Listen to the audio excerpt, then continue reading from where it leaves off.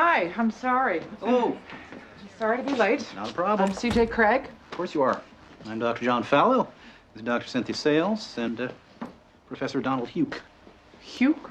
Huke. Okay, and you are the Organization of Cartographers for Social Equality. Well, we're from the OCSE. We have many members. How many? 4,300 dues-paying members. What are the dues? $20 a year for the newsletter. Let's start. Wait, I want to see this. This is Josh Lyman. Indeed you are. Josh, this is Dr. Fallow, and Hi. who's Mary Men. Yes. Should we begin? Yes. Plain and simple, we'd like President Bartlett to aggressively support legislation that would make it mandatory for every public school in America to teach geography using the Peters projection map instead of the traditional Mercator. Give me $200 and it's done. Really? No. Why are we changing maps?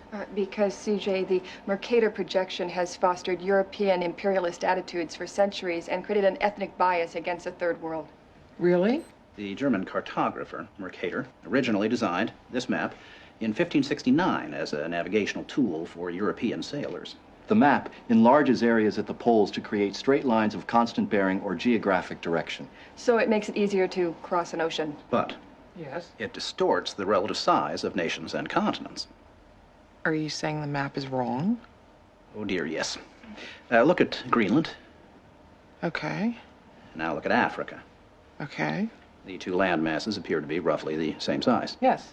Would it blow your mind if I told you that Africa is in reality 14 times larger? Yes?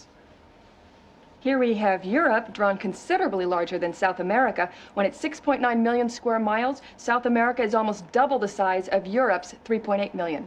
Alaska appears 3 times as large as Mexico, when Mexico is larger by 0.1 million square miles. Germany appears in the middle of the map when it's in the northernmost quarter of the Earth.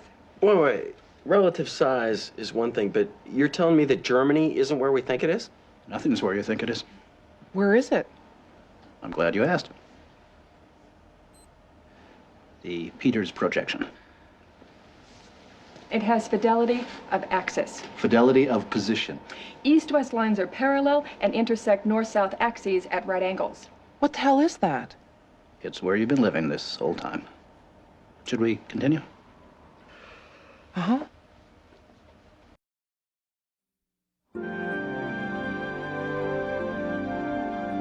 So, you're probably wondering what all of this has to do with social equality. No, I'm wondering where France really is. Guys, we want to thank you very much for coming in. Hang on, we're gonna finish this. Okay. What do maps have to do with social equality, you ask? She asked. Salvatore Natoli of the National Council for Social Studies argues, in our society, we unconsciously equate size with importance and even power.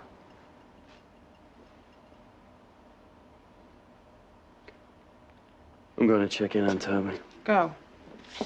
These guys find Brigadoon on that map. You'll call me, right? Probably not. Okay.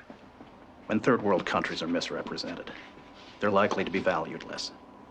When Mercator maps exaggerate the importance of Western civilization, when the top of the map is given to the Northern Hemisphere and the bottom is given to the Southern, then people will tend to adopt top and bottom attitudes. But wait, where else could you put the Northern Hemisphere but on the top? On the bottom. How? Like this. Yeah, but you can't do that. Why not? Because it's freaking me out.